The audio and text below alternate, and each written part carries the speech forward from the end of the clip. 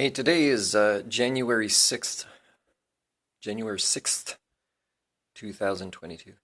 I was planning on talking about some strategies again behind my socio-cybernetic projects and behind my YouTube channels and posts and things. And I just was eating lunch and I'm watching this Don't Look Up movie, and it's a tough day for a lot of people today, in case you guys don't know, with the anniversary of redneckism being really seen as what it is.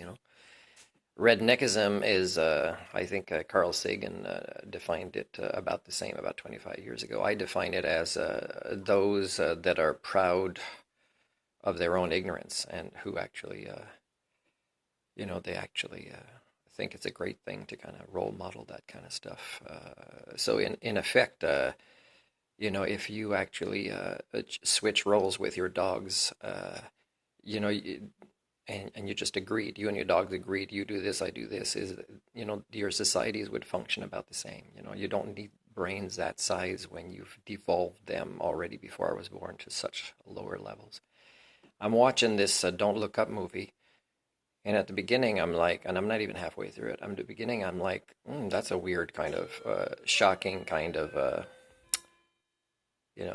titles and music they bring in, after certain scenes, is I'm afraid they'll make it look too ridiculous when there's very serious messages. And I think a lot of the actors I respect in there know that there is serious messages, except you can't be serious with the people-primate adults. They can't handle it, right? They can't handle reality. So this is the best they can do, and it's excellent. It's excellent. It's really, it's really a nonfiction. It's not fiction. It's nonfiction. It's really who you are as a species, not just in the United States, but as a species.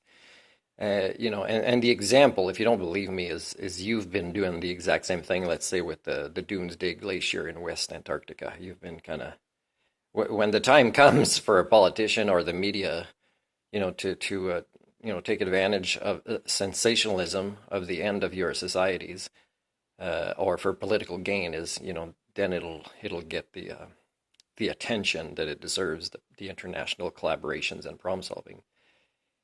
And one thing I wanted to say is I don't have any peers to talk to. I mean, there's Valeria Richards, but she's a little girl in comic book character from Fantastic Four. I mean, I'd have great conversations with her about catastrophe theory. And, if I thought it was worth helping you at this stage to actually suggest that, you can't stop what's coming, but you can delay it in a way to save your humanity, because you're actually starting to care. But of course, HSD says you won't do this. And also because there's the possibility, if you delay the series of events that were already in place before I was born, then, a miracle, which is, an unscientific thing to kind of be including in your planning, but it could be as much not the technologies that you guys would do, because even if there is a genius giving you a miracle technology, is you won't use it wisely. You'll be fighting over it, the rights for it. You'll be kind of, tribe versus tribe kind of stuff, and the biosphere is not about that, right? So it's not going to work.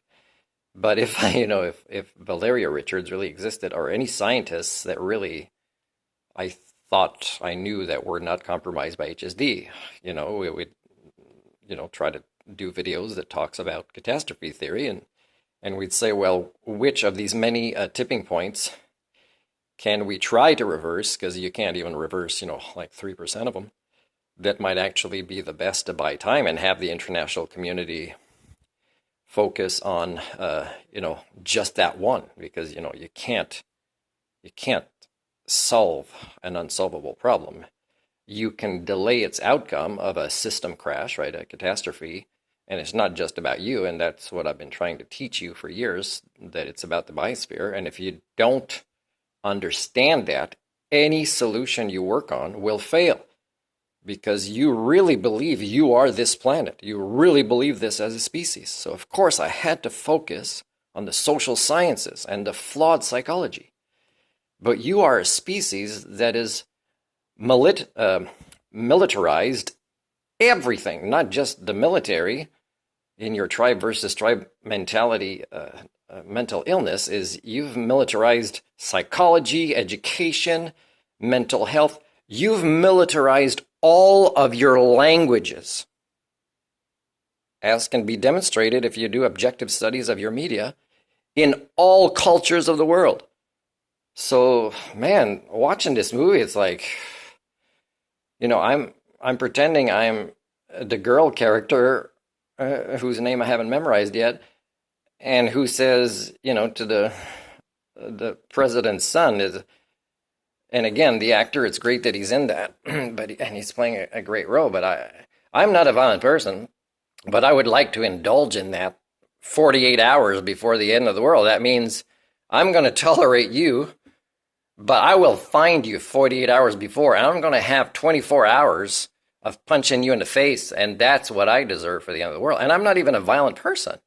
But again, when there is not even another member of my species that I met that would actually work on something like catastrophe theory with me, or anybody else, is to actually, even do like 1 or 2 YouTube videos collaborations, or do my course with me, which we could focus on this, that's coming up in the 3rd year, is to actually, let's teach about this. Let's teach about, because maybe when they start realizing in about 1.5 years that they're all screwed, this species, but it's not about them.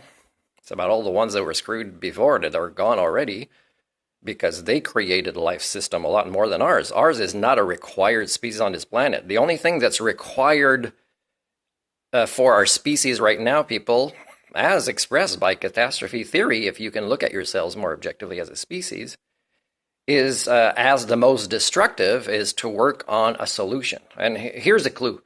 Here's a clue about, let's say there are Earth systems, and it understands this catastrophe theory as it was trying you out as a species to see if it would help, create, a global brain, because maybe our planet was becoming conscious and it was, experiencing loneliness being by itself, like any God would do. And then eventually, if the universe, if I believe in a version of God, it's, from a book, The Unfinished Universe, and it was that, the God sacrificed himself to become this evolving universe that's not finished yet.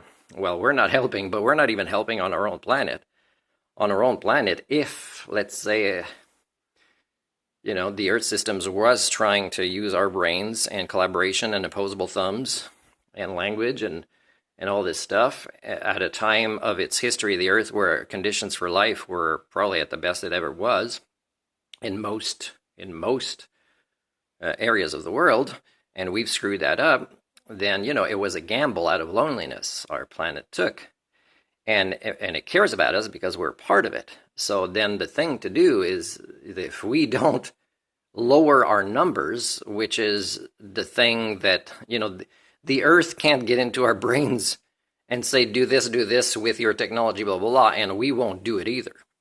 So the Earth, what it can do is, with as much, and this is where the Earth could make mistakes, it will reduce our numbers, but probably with too much compassion to save itself. The biosphere, the Earth system, Gaia, if you want. But don't think of it in a way that again gives your beliefs the possibility of miracles that won't come.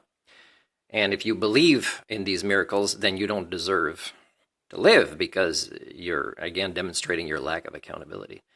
It's very upsetting seeing this movie because it is totally not fiction. And you just switch this person for this person, and that, the asteroid for, let's say, the Doomsday Glacier, and it might not be all life on planet will end with the Doomsday Glacier, but all of what you consider civilization on this planet will end. So, I don't know, maybe you need to reevaluate your Great Flood stories and see the lessons that you never got because you've been telling it wrong all this time.